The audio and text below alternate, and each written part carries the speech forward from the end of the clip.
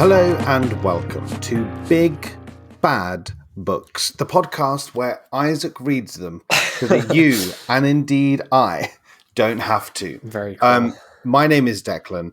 Opposite me here in the cybersphere, it is Isaac, our dauntless crusader. Thank you. Into the realm of some of the great works of fiction of our age. That's what people are calling them. And it's just occurred to me, it hasn't really crossed my mind before, but this is our only. Like, you and I are in the kind of... People will look back at this room that we're in now and say that's where it all began. Are you saying that I could not bite my tongue off here? Give it a go. I could punch myself in the face and I wouldn't know. Are you saying I could fly right now? Like Superman. But yeah, we're thrilled to be back. Not only together, not only on your RSS feed, but also more importantly, in the loving literary embrace of Ernest Cline. And his you were just describing it as wonderful world that he's created, a wonderful magical world, better than any other you've come across. I think you said.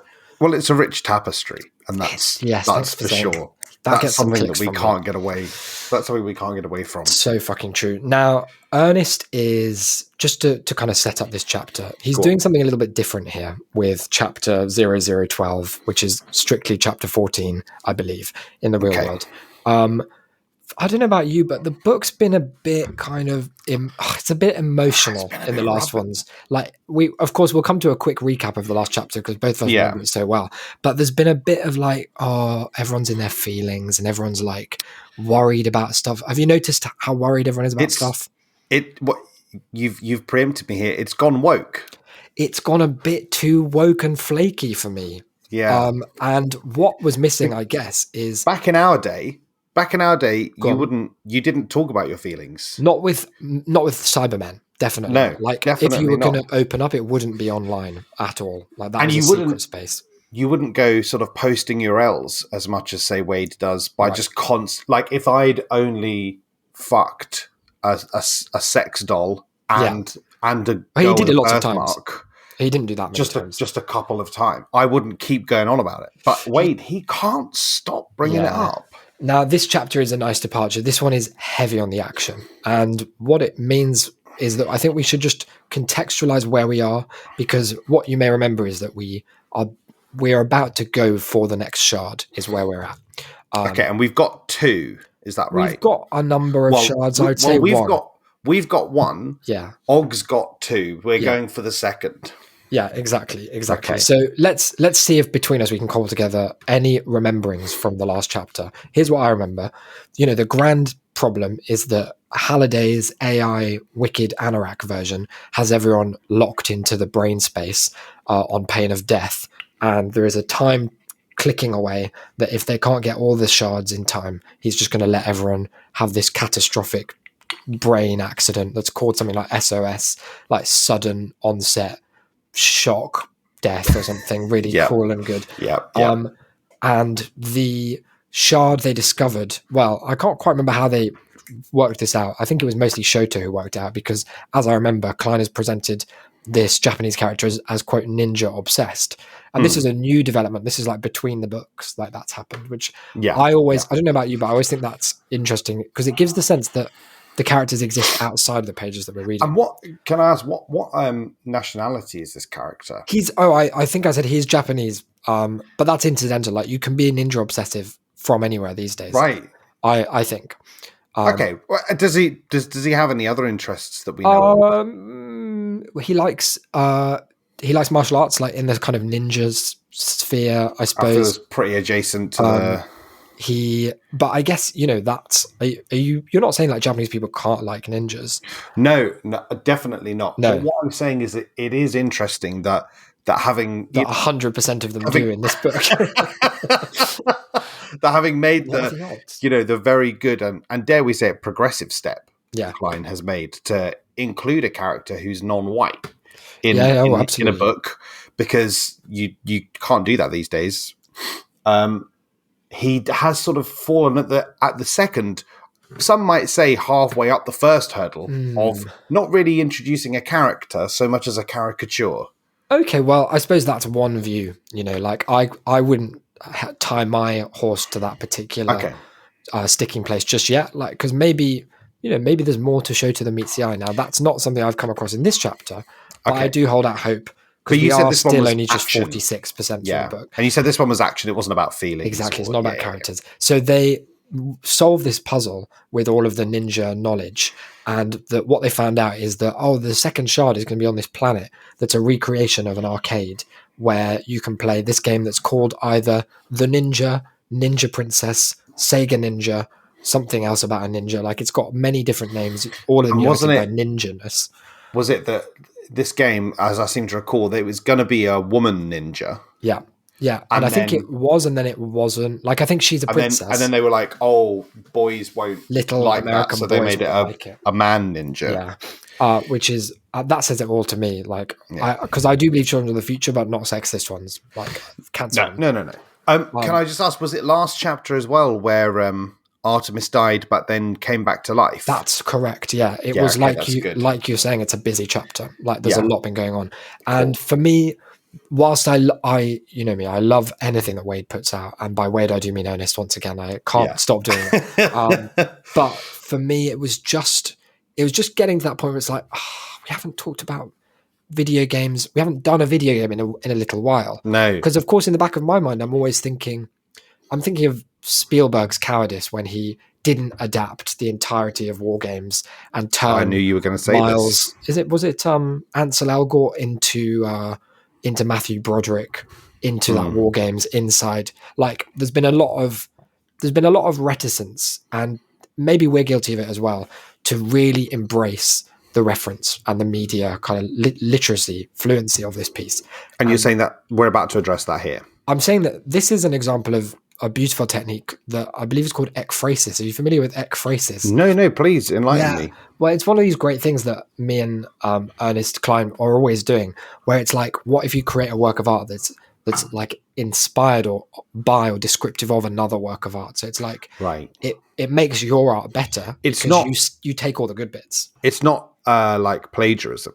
It's not plagiarism. I mean, one thing that's cool about this particular form of ekphrasis is they can't do you for it. They can't be doing you for it because it counts as advertising for Sega Ninja as well, which is great. See. But like, I guess when Keats was writing about that Grecian urn, one thing that a Grecian urn doesn't really have is like clear structural beats. You know, you can't be like, okay, first I'm going to talk about the top of the urn, then I'll just pan down to the middle. I suppose you could, but Keats went a third way. Some people would say that kind of reflects well on Keats, that he was able to write such a beautiful poem to find his own structure. All of that there, yeah. But another angle, I suppose, would be like, well, why not? Anyone could make it up. Why not? One of the great things that ekphrasis based on a video game allows is that you can just write a chapter that narrates the 16 levels of the game just in order, telling you what happens in them and how they went, and that's good. Is that good? That's good. It's good, and it's time to dive right into. Oh, okay, cool. Thank you for letting me know that before, because you know what I'm like. I might have heard that. You might have been like, "Oh, that's bad. That's shit and boring." Yeah. Why have you maybe listened to this? We could have skipped. Why didn't you pick a game with fewer levels? You might have. Yeah, exactly. Like if you committing yourself to, I'm going to describe how every one of these levels plays out. Like maybe about 4 is enough, or maybe the classic 3, but 16 at some point starts to feel like too much. But I guess it's kind of like a Stuart Lee thing, because it comes back around and you're like, I love this. Actually, no, it's very good. Come on then. 0, 0, 1, 2. They have, as you will remember, they've like gone to this planet. They had to go in some sort of normie way, right? Because they don't have the Robes of Anorak, press your Robes of Anorak bingo cards at home. They don't have them, so they had to travel with some sort of amulet of exactly the same power that we just now have, which is really cool. Admin rings or something. I wasn't sure what I was expecting.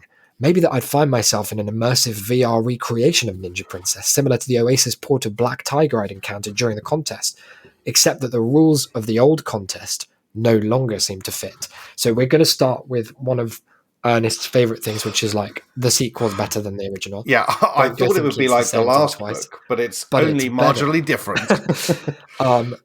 Kira's life. So he had that flashback, remember, of Kira's life when he like suddenly became Hal when he got the first shard. I seem to remember something like that, yeah. And he says, it was impossible for her to have played a role in all this. I knew that. But what I experienced had seemed equally impossible. And so what happens is he goes into this portal. Remember, he's gone by himself into Ninja Princess for very good plot reasons that they didn't spend too long explaining. because you don't need to. You don't need to. Well, they say show, don't tell. They do, and he's done neither, which is a new, bold approach. They're inside, or Wade is inside, but the other two, H and Shoto, are kind of in his head, like checking out his POV cam. We call it his POV camera. Okay. And they're inside this place called Artemis. No, she's fucked off. Remember, she's got stuff to do. Of course, yeah. I think she's just in hiding, or she's getting medical. She doesn't like. She did just get a plane crashing into her. And she doesn't like the Oni either, does she? She doesn't go in fucking hates that Oni, for sure.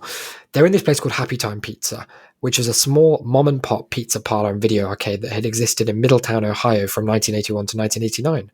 You may remember it from Ready Player One, because this is actually where the classic scene, remember, where Wade has to play Pac-Man, and we get to see what the perfect game of Pac-Man is like. I suppose we don't get to see it, but we get to read about how it would feel to do the perfect game of Pac-Man.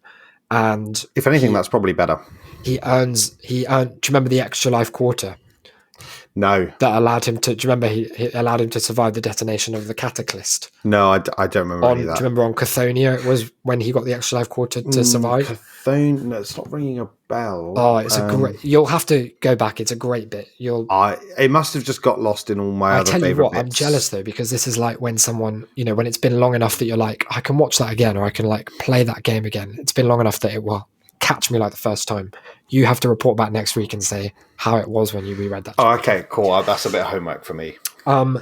Now, he repeats that he'd been there before because he played Pac-Man. He domed Pac-Man, to be honest. He like fucking easily wrecked Pac-Man. Really? And it was embarrassing, for Pac-Man. Yeah. And this time, however, it is different and better. This time I felt like I was really here in italics. Like I genuinely traveled back in time to Middletown, Ohio, sometime in the late 80s. So they describe this beautiful arcade. There's a bunch of like NPCs milling around just to kind of give it that vibe of what an arcade might have been like in the late 1980s. Mm-hmm. I don't know if I mentioned it's in Middletown, Ohio. With people in it. With people in it that go there. This is there are a few sentences in this, like cards on the table. This is the most boring chapter of any book I've ever read. And not only in terms of its structure, which, as I've alluded to, just does say, this is what level 1 was like, this is what level 2 was like, then there was level 3. You'll never guess what next, it was 4. It took you less than 13 minutes to give up on the pretense. There are also just sentences like this, which it's just an amazing thing to include. Happy Time Pizza was divided into 2 halves, the game room and the dining room. But actually, they were both game rooms. It's just like, well, what were you adding with that then? You've like confused me more. That's like a sort of Philomena Kunk sort of vibe of just like, there was this and there was this, but actually there was only this. Now this is a great image as well. I think Ernest is definitely doing, he's planning out the sequel visually in his head, as we've said he does lots of times. But this is a great image. There are a couple of NPC pizza chefs back in the kitchen, both tossing dough in the air, and they each waved to me mid-throw, which is a lovely idea. Like, woo! Whoa! I waved back, and that was when I noticed my right hand. It wasn't my right hand at all. Dot, dot, 4 dots. Okay, what good. Do you think about 4-dot ellipses? Better well, is that it goes without saying. Is more. Is it not an ellipsis and then a full stop? I mean, which seems very silly anyway as well. But I mean, it's hard to know, but that's the kind of challenge. That's the sort of grammatical, presents, Ernest, like novelty. Yeah. That Klein brings to us. It's why we read, isn't it? Yeah. Not just this book, it's why we read. Oh, why we read at all. Yeah. Now you're probably wondering what's going on here. Like, whose right hand you got, Wade? Like, what were you doing, dicking around with someone else's righty? Well, I'll tell you. I caught a glimpse of my reflection in the two-way mirror adjacent to the manager's office. It's weird that you would think that. Yeah. I did an involuntary double take. I was no longer my avatar Parzival. Now I was Kira Underwood when she was in her late teens, instantly recognizable from the handful of photos taken of her during her time in, I don't know if I specified this already, Middletown, Ohio. Oh, Middletown, Ohio. Yeah, in the late 80s. Somewhere between like 84, 89, that kind of... Star Wars. That probably, I mean, probably something. That's a movie. I had her adorable pixie haircut, her giant designer prescription eyeglasses, and her trademark acid-washed jean jacket adorned with countless patches, buttons, and pins.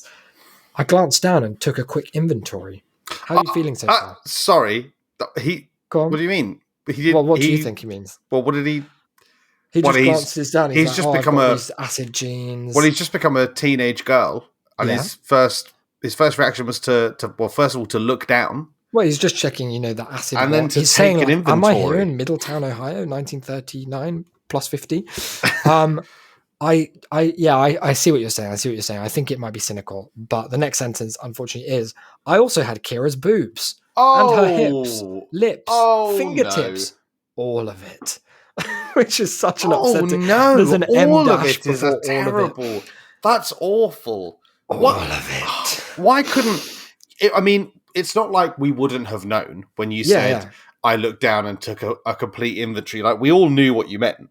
Well, you didn't have to go ahead and actually specify. Follow that up with the sentence, I also had Kira's boobs. Yeah, I don't like had as well. Like, I don't know, there's something upsetting about that. You've just conceded this person is a teenage girl. Yeah. Late teens, to be fair. And, Wade, how old is Wade? He must be only like 38. He's not a paedophile. He's a pedophile. Imagine, that's libel. So I'll stop that. But we were all thinking it. But, importantly, very true. Deary me. I even pulled my right sleeve to check the back of my forearm, and there it was. Kira's tiny birthmark. The man is obsessed. Oh, he can't. Every woman has to be scarred by birth. Well, otherwise, the original sin. Otherwise, you're too obviously trying to make them hot. Yeah. If you give them the birthmark, then 90% of people are going to go, ugh. Well, look. What? Pros is the whole boobs and acid wash genes, but this birthmark is a real strike against it. The birthmark, by the way, distinctly resembles a map of Iceland. I didn't just look like her. Not Iceland, a map of Iceland. Yeah. That is an important distinction. So this is very cool, right? And there's an interesting, I don't know, there is a thing developing of, it seems like a lot of the use of the Oni is just inhabiting other people. And I am worried, it's a prediction that you made very early on, which is that when Lohengrin the O-Zero is introduced as a trans character, I think you posited, probably as a joke, that at some point this novel might conclude that, well, now Wade knows exactly what that's like, and he has the same lived experience because he has, been Kira now. And when he's surfing through the crucially not gay memories of all the people that are MFing it up online, MFFF only content, that he has access to this world of knowledge. Now, let's just check in on that. Do you think this is going to be... It seems to be happening a lot, right? There seem to be a lot of references to gender being a mutable concept, which is lovely to see in Klein's world. Yep. Especially after all the other heinous shit that's in it. But do you think, as we sit here now, still at 46%? we ended at 47. We ended the last chapter at 47. I swear to God. They're patching in more pages. It's like it was released as half a novel and it's DLC. He's dropping in another reference. Fucking hell. But do you think that this remaining 50% has something to say about, are we going to see the apotheosis of that theme in some form? Or do you think he'll just forget about it and this was all just random? It's so funny that, I think it does have to be either of those extremes. I don't think that it could just sort of continue at its current level. It's either going to be that, they just sort of do away with genders in the Oni in a misguided attempt at understanding what the gender spectrum means. That's actually quite a good idea. I do think that might happen. I can imagine the conclusion of the novel being them deleting the pronouns field or something. Look, we're all just people, okay? We can all be each other. We can all experience what it's like to have a teenage girl's breasts and an Icelandic birthmark. Listen, I've been a woman. I've been a Pac-Man playing woman. All right, we get it. I've been a little girl, and I look down at all my stuff and everything. I know what it's like. I took inventory. I did it. Goodness. Or after this chapter, we'll never ever hear about Lohengrin the O-Zero never coming back again. Yeah. And sort of takes her $1 billion and runs. Yeah, as you know what, as you should. Well she should. So it'd be so funny if there's some sort of she's the only one who can save them because she left the Oni immediately to spend her $1 billion. That would be good. we get some classic detail about the music that's playing, which is a song by Rick Springfield called Jesse's Girl. And then we get in my view, timely reminder that this is somewhere in the fall or winter of 1988 or the spring of 89 when Kira Underwood had lived in Middletown, Ohio. just to really, it's a sense of place, isn't it? Like, that's how you do it. That scene setting. Yeah. If you just keep saying it, the scene is thoroughly set. Is this a real place? Shall I try and find it? Yeah, go for it. Isn't Middletown? Well, no, it could be. There are probably lots of places called Middletown, but that's where Gary Young does or used to do his series of articles about the American election, right? Like The View from Nowhere. I think that was called Middletown. Middletown, Ohio. Let me say, it's a city located in Butler and Warren counties in the southwestern part of the U.S. state of Ohio, about 35 miles north of Cincinnati. Where is this?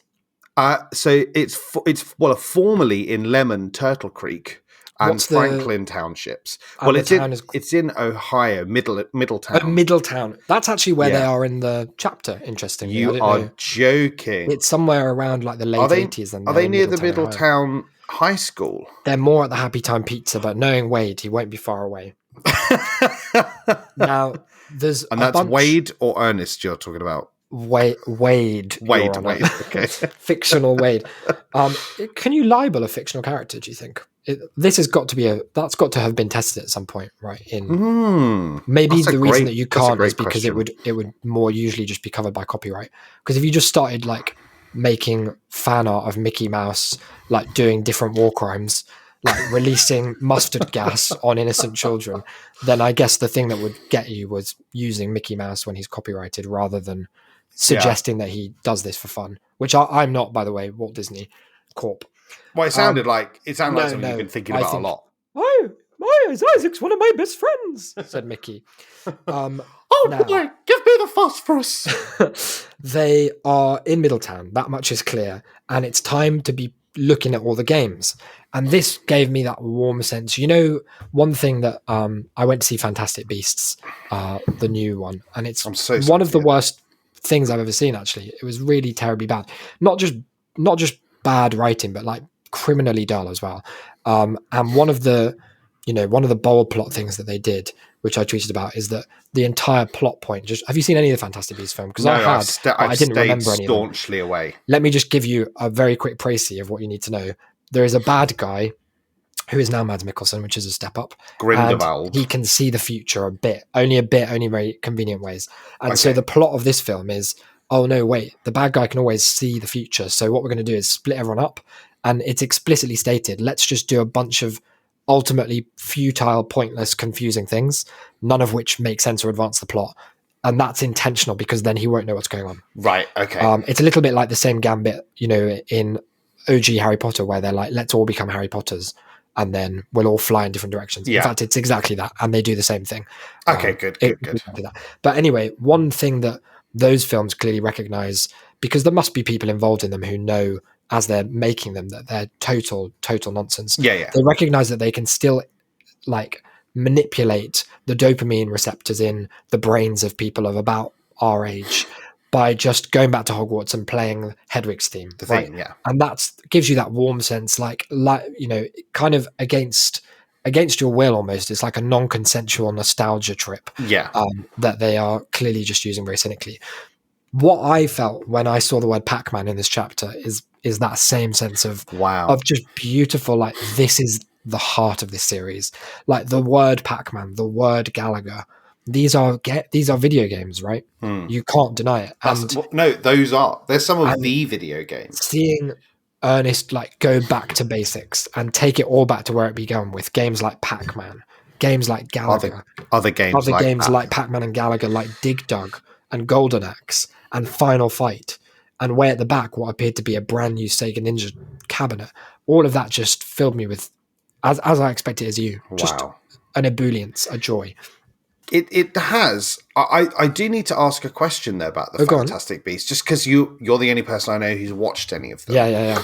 Now, as I understand it, those movies are set kind of like in the 40s. Yeah, 30s, 40s, something around that. I think it's late 20s, early 30s, maybe. Cool. I guess.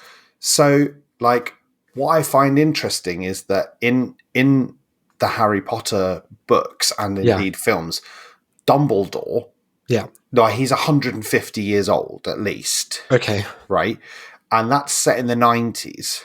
But in the late 20s, early 30s, he's just Jude Law. So what the fuck happened? Do they address that? Because he's got to be about he's got to be about 80 there. I don't know. I would say magic is a wonderful thing, isn't it? And at the end of the day, but that's got to just love.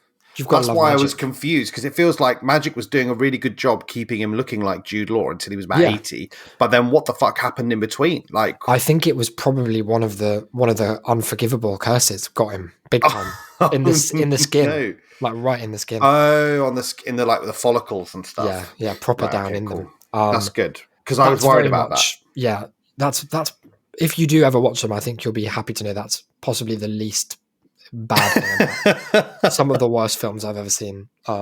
Just nonsense. Oh, it's a shame that they're not books, really, because they would be an amazing discussion point. In fact, maybe we should do a bonus episode on. I'll try and find the screenplay for the latest Fantastic Beasts, and I just almost outside of it being part of the wizarding world, just as a piece of writing, it's one of the worst structured, most meaningless, low stakes, nonsensical adventures that I've ever encountered. It would just be fun to chat about it on our podcast, Big Bad Books. Now, they are the moment is upon them, because as you will remember from the last chapter, the current working theory is, as it always is in this book, you've got to beat the game in order to just an egg will appear or a shard will appear. It's all about let's be pro gamers, let's beat the game in a pro way. And so when they spot Sega Ninja, there's a real excitement in the room.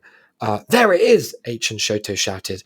I'd momentarily forgotten that they were monitoring me, and their disembodied voices nearly made me jump out of my skin.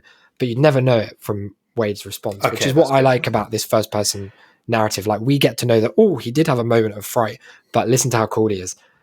Thanks, amigos, I said. But I saw it too.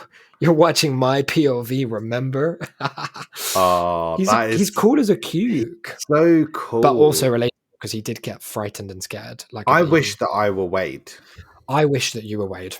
Yeah. I see myself as more of a kind of Shoto figure. More of a Shoto, maybe an H. I very much a background figure in that world who people I would want to be able to have a lot of plausible deniability when it comes to your relationship with Wade.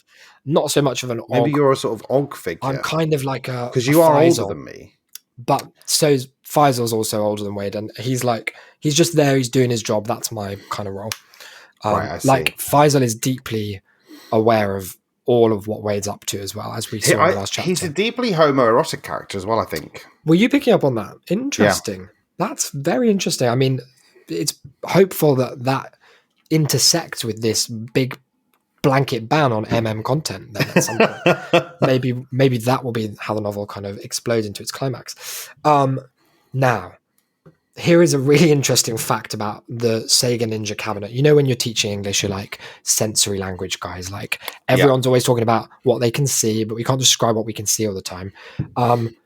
I guess Ernest probably felt like he'd done enough of that, because he's talked about, I don't know if I mentioned the sense of place of being Middletown. The POV, he talked about the sound of what we can hear, the voices and the music. So he's gone back to the site and he just paints such a word picture for you of what this must have looked like. Because remember, this whole series trades on that nostalgia of it was the 80s. Here's what a cabinet looked like.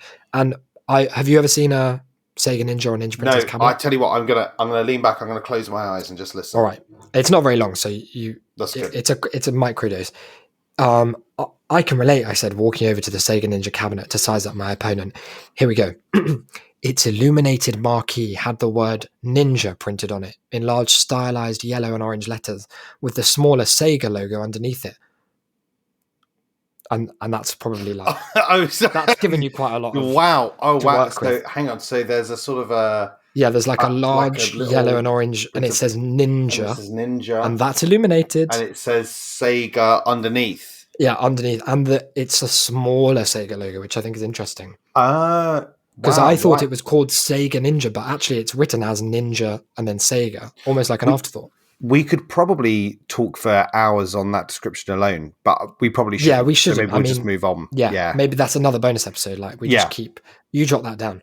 Oh, sorry. There was actually one more detail on the monitor. Sorry. Hang on a minute. I'll give you the whole thing. He walks over to it. Don't. Its illuminated marquee had the word ninja printed on it in large. Shoto's kicking off, isn't he? He's super excited in his POV. He's like, yeah, fucking love these. So I'll start again. Its illuminated marquee had the word ninja printed on it in large stylized yellow and orange letters with the smaller Sega logo underneath it. But on the monitor, the title appeared as Sega Ninja. So that's actually the other way around. Fucking hell, right? Wow. So it was wrong. It was wrong and right. And that's the duality of man that I think Cline is going of the for. Self. It's a Cartesian dualist sort of take. It's so good. Does Wade comment on that anymore? He doesn't, because again, we get it already, right? There's something I see. With that quality of description, like we feel it. We don't need to talk about it. You don't want to I don't know if we even Lily. could. Yeah, no, exactly. They described for a long time just what it looks like when an arcade machine is just like idling. It's like first you can see this screen, then the high scores, then this screen, and I don't know. I probably won't read that bit because we've already got our fair. That's fine. Yeah, don't worry about it. I don't want to hear it. This is a strange. I highlighted this not because it's particularly bad, but I just don't know if it's a done thing. Like I've never heard of this before. I took a quarter out of my inventory and dropped it into the left coin slot. I've heard of that part. Then I removed my clip-on mirror shades, which I've never heard him mention owning before. No, is it Kira that has the clip-on mirror shades? Maybe. I thought she had prescription glasses. I don't know. Clip-on mirror shades and hung them on top of the game's marquee. This allowed me to use their lenses as a rear-view mirror, providing a wide-angle view of everything behind me. This was a trick I'd learned from Art3Miss during one of our early online pseudo dates on a planet called Arcade, but it's spelled Archaide.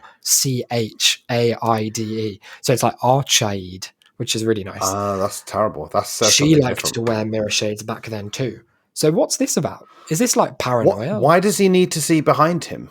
I can't imagine that you could be focused on the perfect Pac-Man, or in this case, Sega Ninja game, and be like constantly checking your six in the mirror shades. That's why you're not the hero of Ready Player 2. That could be it. I just lack that kind of eye dexterity.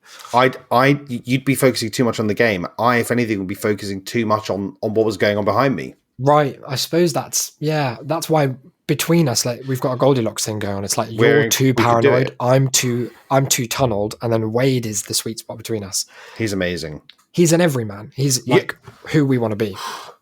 Only a genius like Ernest could write a character as perfectly as this. One thing I remembered, I was walking around just outside in the world, and this came to me like the Kobayashi mug in the end of Usual Suspects.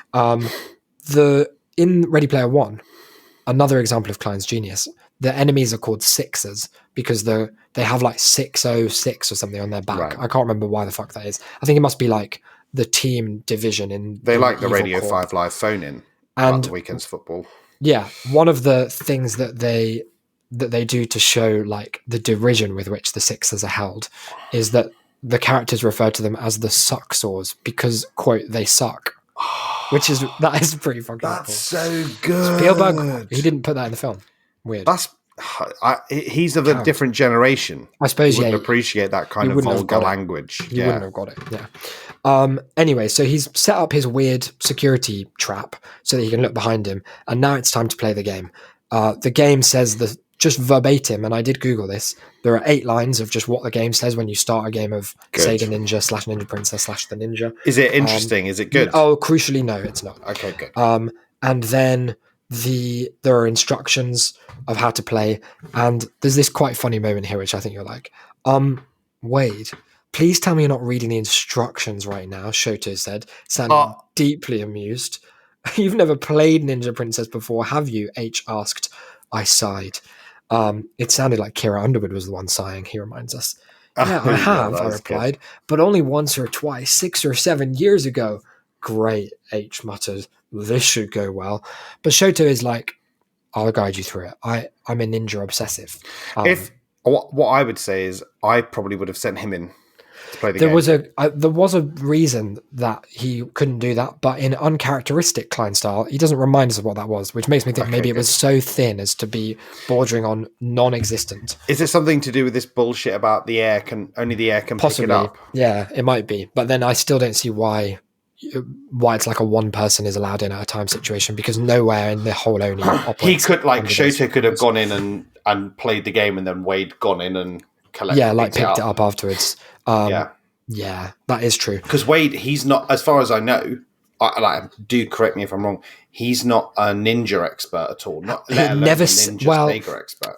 Look, I wouldn't like to say at this point, because the thing about Wade is he does know a lot, and he might not be a ninja expert right now, but if he needs to be at a later point, then it probably will be the case that he is. Probably in this chapter. Yeah, in fact, I believe he probably is a ninja expert by now.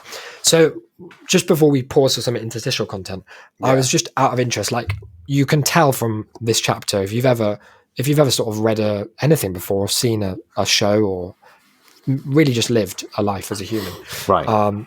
That obviously Wade is going to complete this game, right? There's no question of it. No. And so I was just like, okay, it's an interesting choice, and one that we have talked about admiringly, to make it so that Wade isn't always the best at everything. Because Ernest must know that he's made a bit of a character who's just this like suit. He's just great. He's a pro gamer in a league of his own. So it's interesting to set up that this is a game he's explicitly not very good at. Like, he's played it, just keep this in mind, only once or twice 6 or 7 years ago.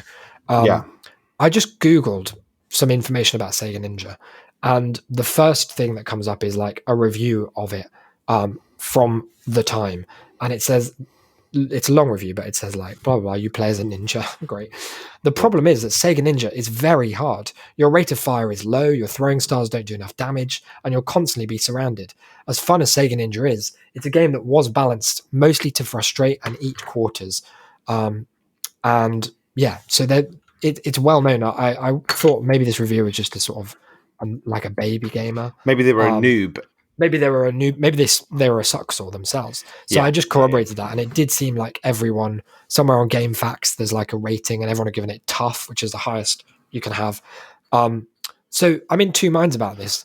Given that we know Wade is going to succeed, is that shit? Or, and this is probably where we're going to land, does it make you respect him even more? This it reminds me very much of, I rewatched the very good movie In the Loop recently, the movie spin-off of The Thick of It. Is that Ernest Cline? It's not a Cline production, although possibly almost like preemptively influenced by his stuff, maybe. But there's a moment in that where one of the characters who is, purportedly anti-war is sort of threatening to resign, but then is also kind of being pushed into being the front man of the war. And he asks, is it the brave thing to resign, or is it arguably braver to do what I know is wrong, even though it's very hard? So true. And it feels like that. Like, is it good that he sucks at some things, but he will just do them anyway, or is it actually just very, very stupid? And it's probably the first one, right? It's probably like, it is very good because he's probably going to do it in a very Wade-esque way. Yeah. So like, we can get on board with Wade, even if we're like, even if there's a bit of a suspension of disbelief required. Like, this is fiction at the end of the day. Well, even though it is rooted in the real world of games. And I'm very stupid. So if there was sort of a couple of chapters where he wasn't saving the day, I might forget that he was the hero. You might start thinking Shoto is the hero because of his ninja knowledge. And that could be devastating, because I might become a ninja person myself. It might wreck the whole like trajectory of Ready Player 1 and 2. Let's take a break here, because just again, like, can't put too fine a point on it. The remainder of this chapter is just taking us step by step through the 16 levels of Sega Ninja, and then it ends. Cool. So a break would be appreciated. I mean, I was a little worried that I might have found something a bit dull for this week's content, but if anything, by contrast, I'm thinking we might just change the whole podcast to just be about this now. I was looking, as ever, in some of our favorite kind of online word-based repositories. Yeah. in order to find some sort of content, I was looking. I had it in my head that I wanted to do something about some poetry, because we haven't really done much poetry on this show, and this might surprise our listeners.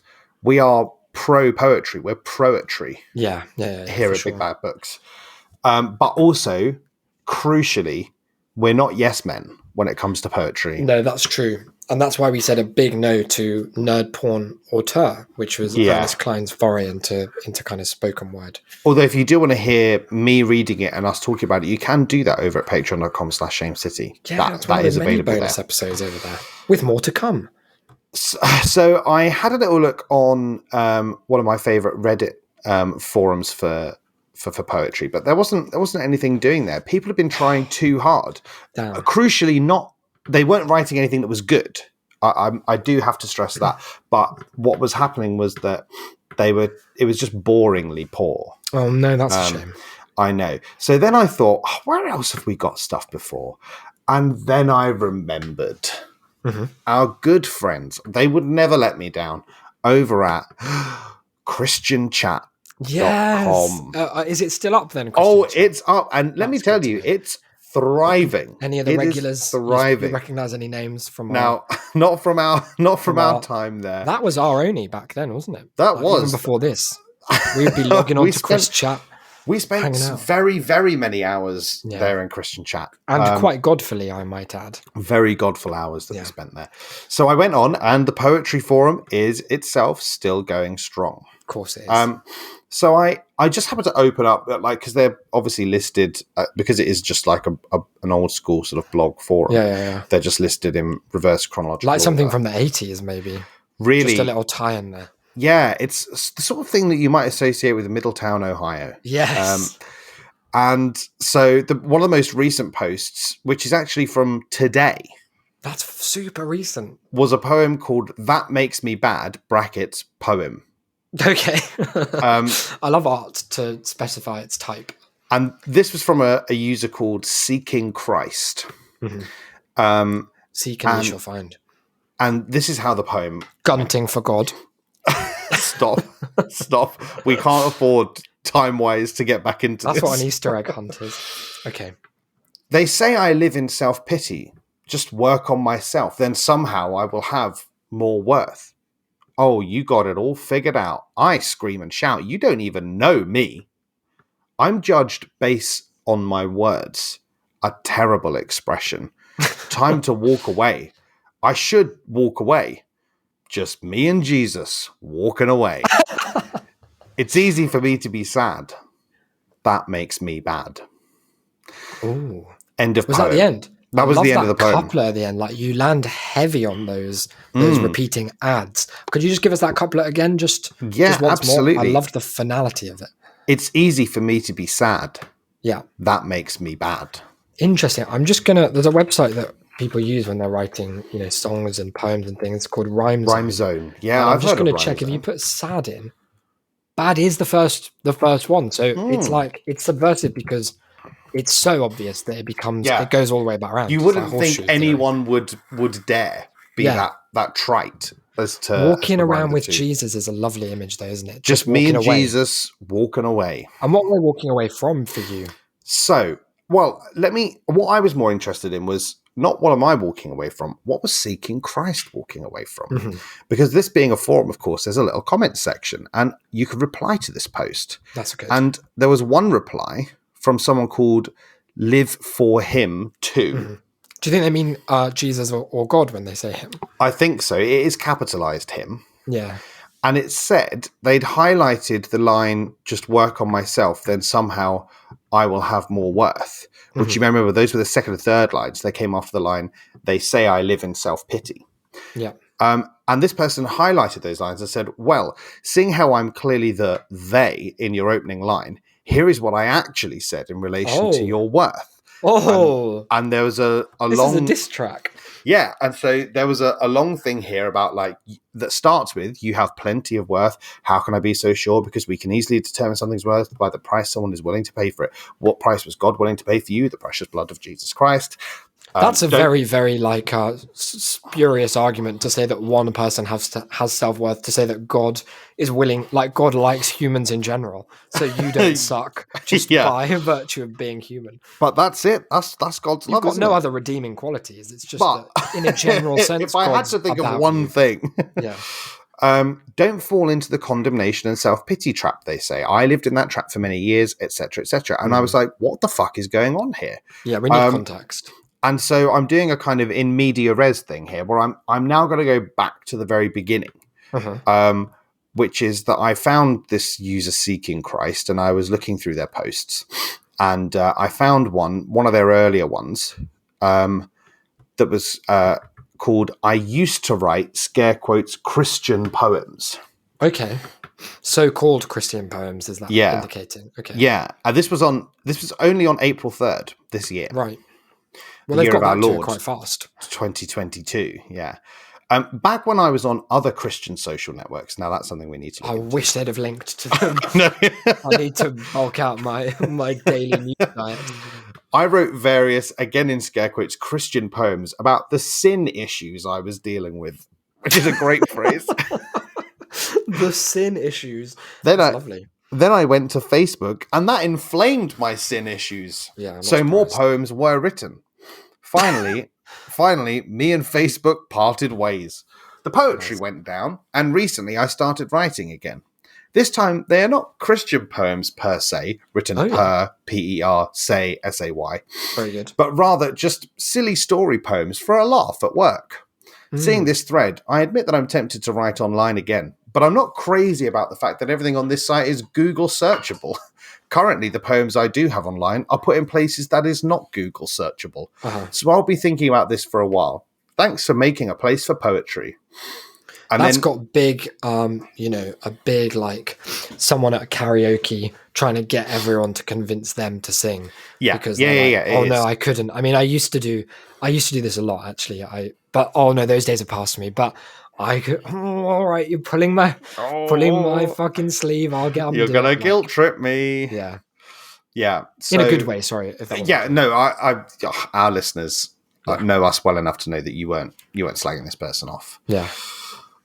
So then a couple of days after that, on April 5th, because seemingly people had not taken the bait, they did another post called All About My Poetry. Just sitting here, not writing any poems. I mean, that is basically the vibe of this. In the early days, I wrote rhyming poems so that I could say something without saying it. That doesn't follow. Those are unrelated ideas. I thought to myself, this way I can get an emotion off my chest without talking directly about the emotion. Then poems transformed into poems about lust. Oh, no. This is probably the sin issue, do you think? The lusty Facebook sin issue. Let me tell you it is. And not only is it a sin issue, they're giving us the Bible verse for it. Okay, I got really stuck on Matthew 5:28, which I had to look at. And that's, thou shalt not commit adultery. It's the holiest verse in the bib. It is. Don't commit adultery. That's that one. Yeah. Every time I saw or had a desire to look at a beautiful woman online, I would write yet another poem about lust. Wow, fuck me. What a lot of poems this guy must have written.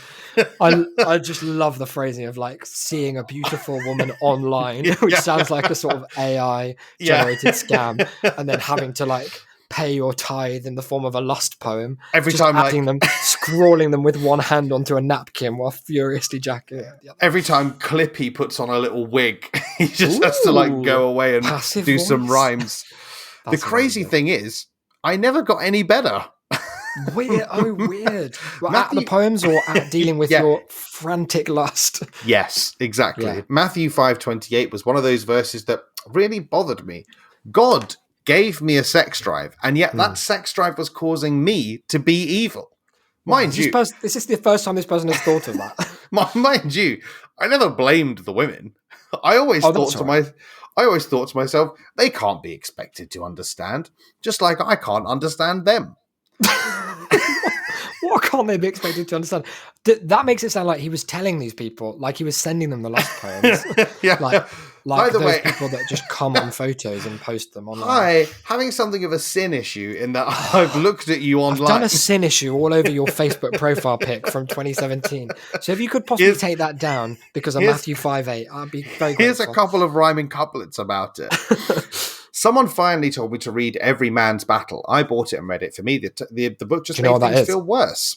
I'm assuming it's a pickup. It sounds like a men's rights thing, right? I think it also is a I think about like the struggles winning the war on sexual temptation, one victory at a time. This sounds really good. You carry on. I'll just do a bit of research into this. And it gave me something to really think about. They introduced the concept that lust and attraction are two different things. There must be a way of dealing with lust without getting rid of attraction, because you cannot get rid of attraction. But that is all I'm going to say on the subject now. Since I left all social networking sites except for YouTube and some forums, although I don't consider most forums to be social networking, I pretty much stopped writing poems unless I was frustrated or sad about something. When COVID-19 hit, I decided to rewrite an old Christmas song. Doesn't say anymore. Sure. I made it about COVID. People at work thought it was hilarious. Since then, I've sort of thrown meaning to the wind and just started writing some crazy stories that rhymed. Currently, I'm struggling to figure out what I want to write on here. It's tempting to share my short story poems, but I want to keep my work life... fishing again. Yeah, but I want to keep my work life and my online life as separate as possible. And now this is really telling. This was actually a comment left today, even though the initial post was April 5th, by themselves, that says, I seem to have a gift for writing rhymes, but sometimes I wish I didn't have this gift. I haven't been able to make it into anything that helps anyone. Now, would you like me to read you a poem that they wrote just a day after that previous post? Yeah. Is this an example of these like gifted rhymes? Of their gift, yeah. Can I just check as well, because we've got a sensitive listenership. This isn't one of the lust verses, right? This isn't a sin issue. This poem is called If I Was a Book, brackets poem. Okay, that doesn't sound, unless it's like a porn book. The introduction is, I wrote this as a poem test. I was looking for inspiration. I looked at my bookshelf and just started a weird rhyme. Yeah. That's the process. Most people, when they say I look to my bookshelf for inspiration, they mean it in a figurative sense. Yeah, no, they this guy literally mean, if I was a book, I'd sit on a shelf until someone has a look. The reader stretches my spine. This is what I'm designed for, until someone throws me on the floor or uses me to prop open the door. Hey, it's chilly outside. Can't wait to get back on the shelf. At least it is warm. Wow, that is good. I mean, it's quite it's literal in some places, but then it really goes places as well. Yeah, and they fresh off the back of that, they went the whole hog and posted. You're gonna love this. Go on. Freestyle rhyme brackets poem. Okay. Can I just one thing? This bothering me. Of course, yeah. Is this not the poem sub forum of Christian Chat? Like, is everyone putting brackets poem at the end of their poems, or is this like a trademark? It seems that some of the posts are about poems rather than being poems. Okay. I think it's like a tag on a subreddit. Right. So they're saying this is a poem rather than a meta post about poems. Yeah. Cool. Hold the phone. I think I'm going to write a poem. Got some rhyme this time. I hope you don't mind that I rhyme nearly all the time. I don't think my rhyme would be affected, even if I were blind. Praise God, I can still see. It's so nice to be me. Perhaps this poem will be a seed, something to inspire me to write more. But for now, this one will keep me on the floor. That is, unless it calls you such a bore. Then you might kick me and my poem right out the door. Yes. But I pray you won't kick me out the door. I just want to have fun, so I shouldn't be a bore to you. But I assure you that in order to write nonsense like this, your brain needs to be made of goo. Piss. Oh, goo is so great. I mean, for heaven's sake, goo and glue make things stick together. Without many, things would fall apart. And you try to eat a broken Pop-Tart, it wouldn't hold together. And if you don't have goo under the shingles, they would blow up in the weather. Under the shingles. I fucking hate that. I praise God for that kind of tar, but no road tar. I hate it when I get that stuff on my car. Has this rhyme gone too far? Yes. Don't worry, I don't go to bars. I think beer tastes yucky, which means I'm not on a thing. I just think I think weird. No shit. No fucking shit. That's got the vibe of someone who became like possessed by the spirit of rhyme. Like they started off just gently typing, and then it was like it took over them. That's like the equivalent of speaking in tongues. I think there is a devil in this person. Like it's forcing them to lusty rhymes. It's really not good what happens to them partway through that. It feels painful. Like it feels like it's got like a sort of stochastic, like yeah. So I was still though on a quest to figure out what the fuck was going on with this most recent one. Yeah. That makes me bad poem and where it come from. Yeah. What we already know a lot of things that do make this person bad, but none of them seem to be the topic of that poem. No, and so what I did was I had to like go into their profile and go back a little ways, and then I found this, which is not on the poems forum. Okay. It's on a forum for prayer requests. Mm-hmm. And the title of this post is Prayer Request, Women Ghost Me. Okay, cool. Okay. This is a big problem because it's been going on for around 19 years. Wow, that predates the existence of the concept of ghosting by a solid decade. Yeah, exactly. He's done that thing where the proto-ghoster. He's done that thing where he's kind of like gone back, like historic crimes, and just got like, now that we know that this is wrong, I'm going back and condemning all of these women for it. You'd think that if I was doing something wrong, I would have learned what it is by now. You fucking would. Yeah, well, I can't figure it. That's why I'm asking for prayer. I feel that I need to apologize for how long this post is. I'm not going to read it all. I've been through a lot, and even with as long as this post is, it cannot cover everything. Before writing this, I read 2 articles on ghosting. I'm providing links for anyone interesting. The first one is the Wikipedia page for ghosting. Very good. Check through all the references. And the second is a New York Times article called Why People Ghost and How to Get Over It. Mm-hmm. He says after that, brackets, this article is behind a paywall, but there is a way around it, but then doesn't tell you what that is. Of course. Which is very funny. Angle that. When I came up with the idea of writing this post, I had no idea where to start, and I had no idea where I wanted to post it. I thought about putting in the singles threads or the blog threads, maybe or making the prayer a poem request out threads. of it. Hold your horses. But I think it should be in the prayer request thread because I've been given unhelpful advice before. I'm not sure if there is any advice that is helpful. It seems people nowadays simply ghost people because things are just not working out. That's such a great reason to ghost someone. In other words, people who ghost, in my opinion, are cowards. Wow. You're free to disagree with me if you wish, and you are free to pray about this however you wish, which is great because it's like you can pray that more people ghost me if you want. I won't be mad. I won't be happy, but I'll respect your autonomy. Yeah. But I do think they are often cowards because they don't want to face the pain of properly breaking things off. With all that said, I don't like breaking up either. But here on the internet, I'm not sure why anyone needs to break up unless there is some major issue. Because in my experience, people just seem to get bored and go away on their own. Oh, bless. We do need to do a prayer for this person. This person needs more than prayer. My number one problem with women on the internet has not been fights or misunderstandings. They just go away. They ghost me. So I almost never know what was wrong with what I'm talking about. I thought I would take a little time to tell you how my first meetings with women online was like. Okay. The year was 1984. This is the best paragraph because like this, if ever you were going to, this is like a tragic play almost of someone just bit by bit revealing all the things that we have the dramatic irony to know from the first sentence. In fact, from the title. In the early years, I didn't know what I was doing. Honestly, even after 19 years of experimentation, I still don't claim to know what I'm doing. Yeah. At first, I did the guy thing. Men are often considered to be the hunters. Well, that is what I did. Oh, no. Okay. Right. Send me the link. I'm going to forward it to the police. I was the one who found the women in AOL and Yahoo chat rooms and tried to create conversation. Oh, no. I can't.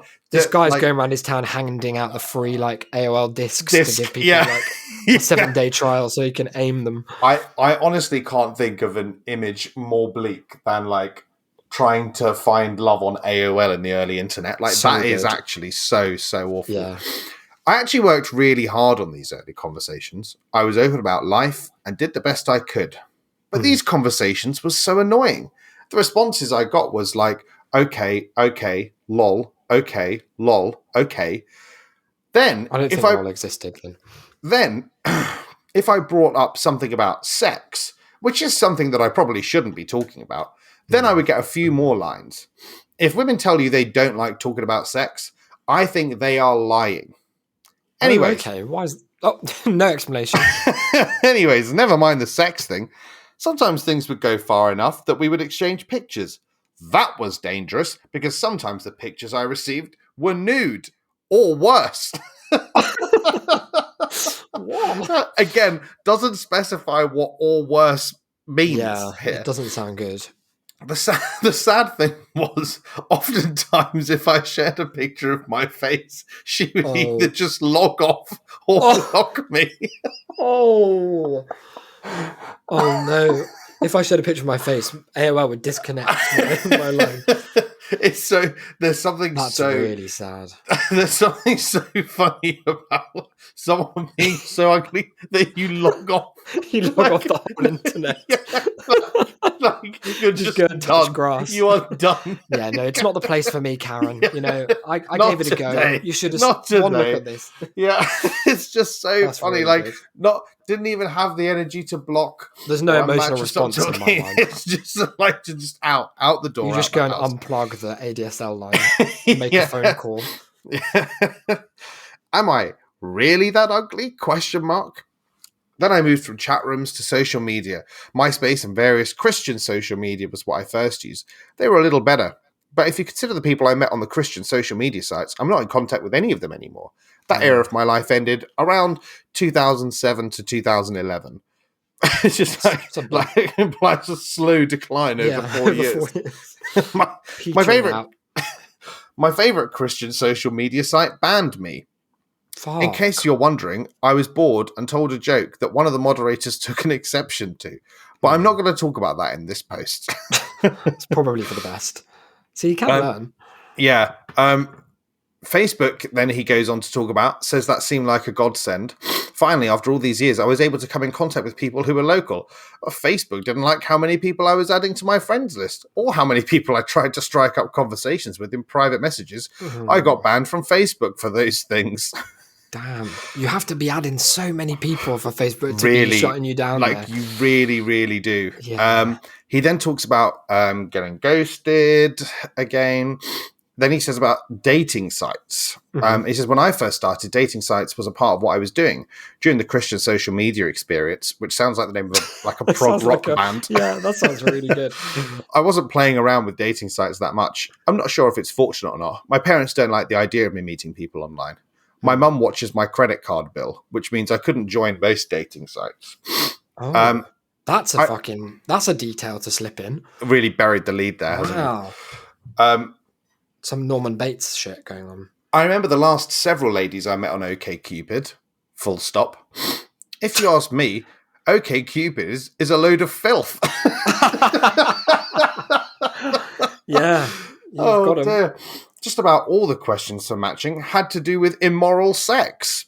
Not immoral sex. On OkCupid, I met several ladies that I talked to on the phone. Some lived too far away. One wanted me to pray with her over the phone. I did. But after that, she just started cussing like a sailor. Wow, what a weird set of events. Then the last woman I talked to picked up the phone and said, I should have told you I already found someone. Goodbye. After that very short conversation, I said to myself, why do I put myself through this? I mean, valid question. Yeah. This is an incredible resilience, though, that I think we have to admire. This is someone who has caused maybe dozens of women across several decades to fully disconnect from various platforms entirely, who has been banned from Facebook, which is a feat that neo-Nazis took about 20 years to achieve. Yep. And is soldiering on. which I love. I love that. The sheer volume of posts that this man is doing. After reading this, I hope you didn't get the impression that I talk a lot about sex. I'm not trying to make... Yeah, I did get that. I'm not trying to make this post any longer than necessary, but I could write a whole section on that subject. But to make things short, I want you to know that I tried to avoid talking about sex too much. However, in my early years, it was a bigger subject because of the way I saw the world. After a few years, I started distancing myself from the subject. The whole thing was a huge experiment to find out what topics would keep the person from ghosting me. But what I learned is, it didn't matter what the subject matter was, she is always going to ghost me. I think the truth is, I'm not a perfect person. And if she's looking for Mr. Perfect, then she'll always find something wrong with me and then just disappear.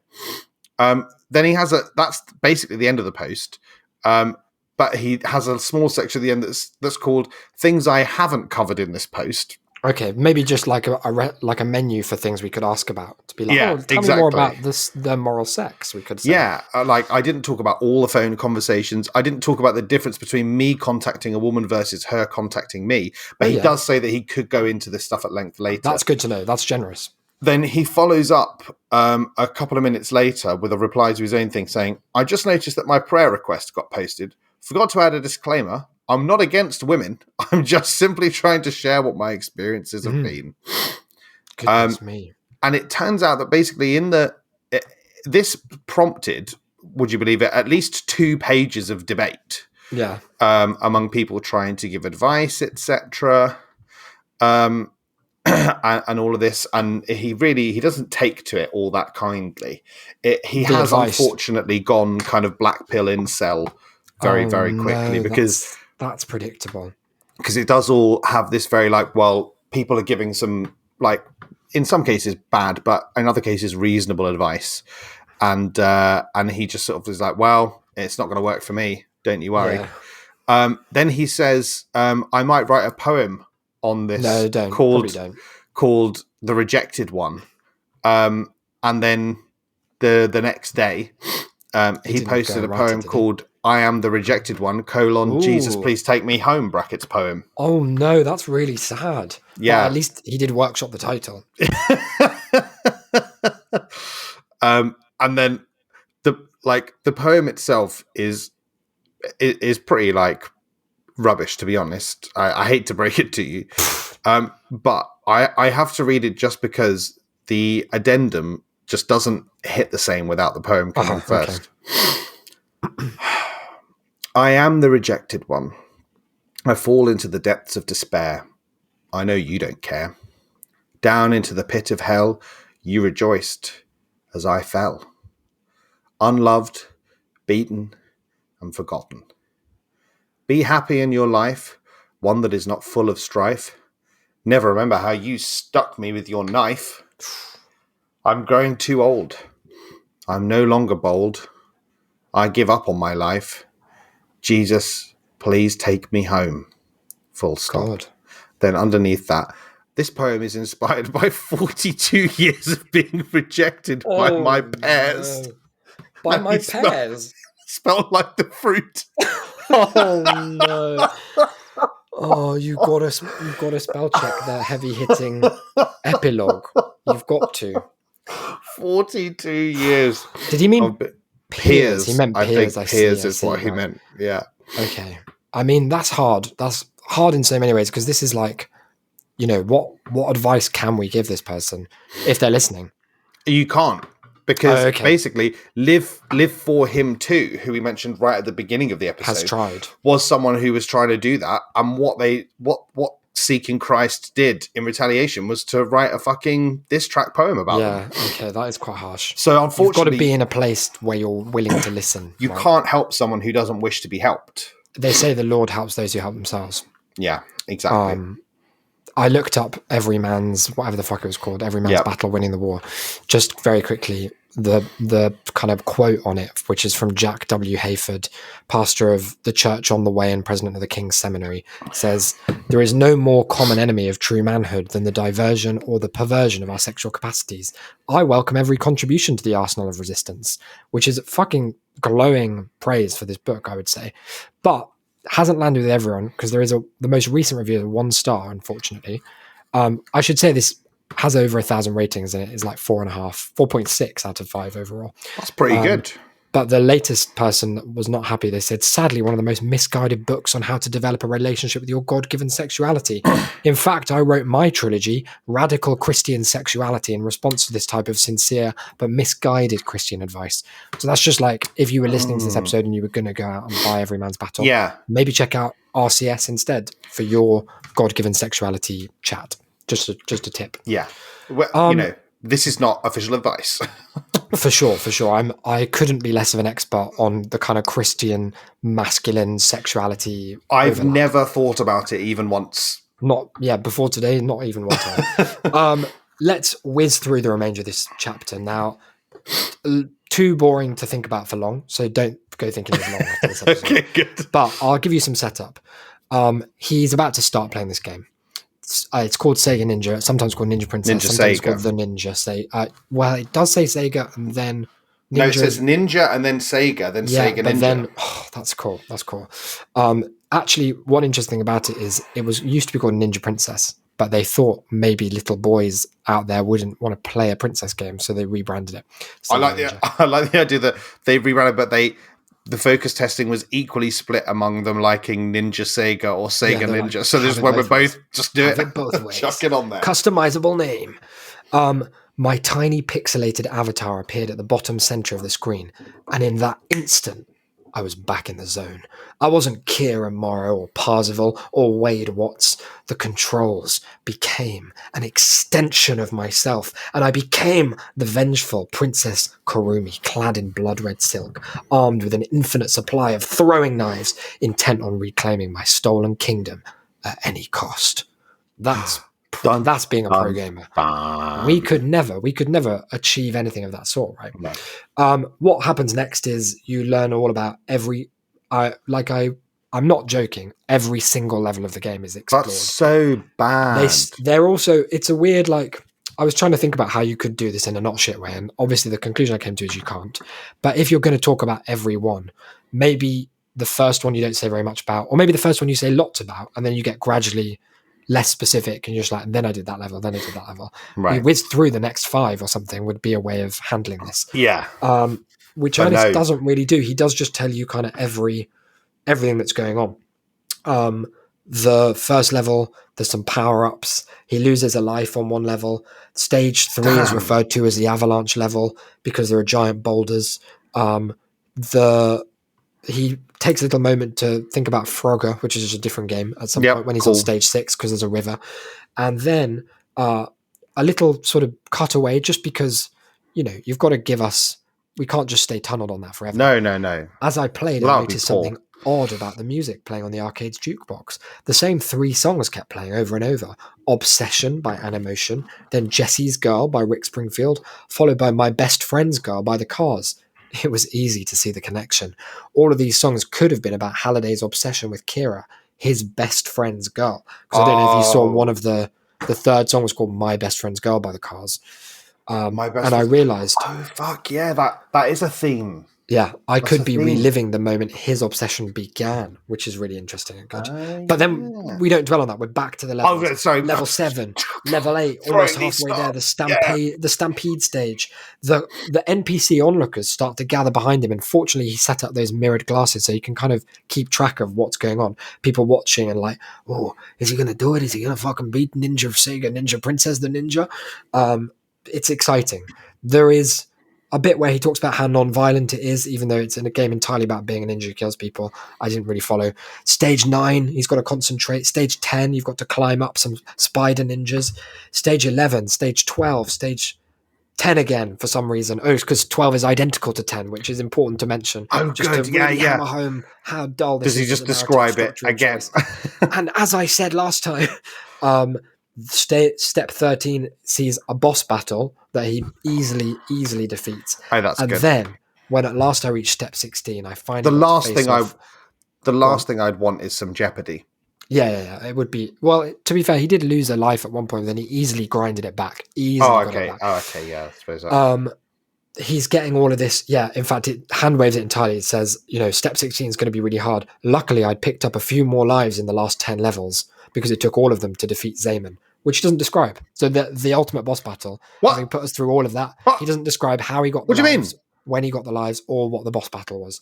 Finally, I reached the end of the game. It was a strange ending. And it's strange just because... Wait, sorry. As in, like, the end, as in winning the game, he doesn't describe? Yeah, it just finally I reached the end of the game. And it's a strange ending, and I thought, oh, hang on, maybe there's something weird. But no, it's a strange ending only in as much as the actual ending of the game is a bit strange, because it reveals that it was all like a play that had been acted out, which is quite a strange choice. But it's not one of, importantly, Ernest's decisions. No. But that's ekphrasis, maybe. He sees the congratulations message, and a huge cheer erupts from the boys gathered around. He starts to put his name into the high score out of habit, but then I remembered who I was supposed to be and entered KRU instead for Karen Rosalind Underwood. Weird. And this has got to hurt for Wade, because he's a winner, right? He could be called Wade Winner Watts instead of Wade Owen Watts. You always say after every episode. You sometimes just text me that out of the blue. I can't get enough. I lay awake at night. The high score like board appears, and Wade, I mean, he won the game easily the first time he's ever really played it, but he's not in first place, which didn't sit right. Oh, you're joking. The person in first had racked up a score of 550,750, outscoring my 365,800 by over 200,000 points. He's absolutely demolished. They appeared to be sharper than me too, because they'd entered the initials KRA beside their score, which is actually the 3-letter signature that Kira used on video games instead of her initials. I'd failed to recall this obscure piece of trivia until I saw it in front of me, that my predecessor had not. Wow. It turns out he is fallible. Right? Exactly. Wow. Even our idols have feet of clay. That was when I realized I was looking at Ogden Morrow's score, which made perfect sense. Og had completed the challenge earlier today, just a few hours ago, and judging by his score, he was much better at Ninja Princess than I would ever be. Either that, or he'd kept on playing after he beat the final level, which is just a nice little cop out for maybe Wade is actually maybe I am the best. Yeah, I mean, I could probably beat him, but I've got other things on. Like even though Og was, like being threatened to do this by AI, like, and he's 1,000 years old. It's possible he just like did it for shits and gigs. Like, Why? So the problem that Wade is having is like he's beating the game. He's done everything he knows how to do. Nothing's happened. Like he hasn't come first. There hasn't been like a weird egg-based revelation. Lohengrin hasn't turned up to just give him the answer. Just tell him where it is. Platter. Yeah. Why would he try and get the same score as Kira? He's wondering. Was he trying to match her high score? Had I screwed up somehow? I snapped a screenshot of the high score list so that I could examine it later. Then I felt someone tap me on the shoulder and nearly jumped out of my skin.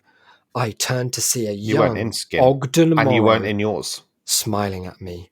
End of chapter. It's baby Og. It's going to be hot Og. And that's exciting, just on its own. Og. Percent check, 48. Not the kind of progress I was hoping to see, but certainly we are at least 2 points ahead of last time. Criminally little. Like I say, I swear that in the last episode we talked about being on 47%. I'm fairly certain that what happened in the course of making this podcast is that I was tragically killed during the recording of the first one. Maybe a plane crashed into my building, and this is my personal kind of purgatory, is just being between 43 and 48% in Ready Player 2 and forever until my lust sins have been like toned Sisyphus before you. Yeah, it's a hard graft, but someone's got to do it. I think we can both agree that Ernest has taken a run and a jump at a new kind of structure, not just for this book, but maybe what he was suggesting is like, could all books be like this? I think it's just plain to see that the answer is no, they can't, because it's strangely dull in a way that truly anyone could have predicted, to just say, here was level 1, there was grass. Here was level 2, the ninjas were wearing a different color hat. And then level 3, I'll tell you about that soon. And just go on like that forever.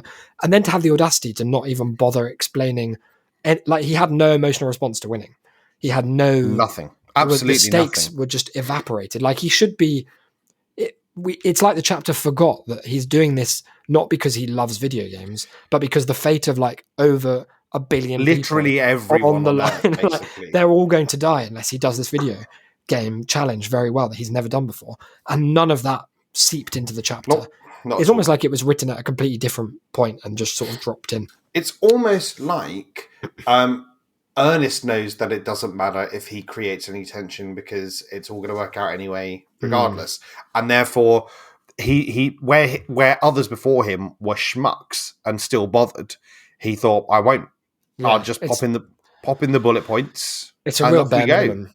But I guess that's the power of, writers are always saying, like, strip everything down to its, its clearest essential self. We don't need all of these adjectives, these emotions, these characters, these developments. He's been reading sort of Marcus Aurelius. I think we're just at the core, like he's cut to the quick of what the series is all about. And for me, it's watching and reading a man play an entire video game perfectly almost, with no emotional response and only achieving 2 extra percentage points through the endless hellscape of Ready Player 2.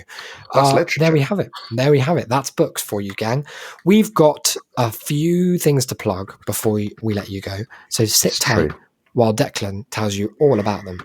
So you can follow this podcast over on Twitter at Big Bad Books, or you can follow at Shame City Gang for all Shame City related content. You can also join us in our Discord at shame.city/Discord, where there's all sorts of chat and notifications going on.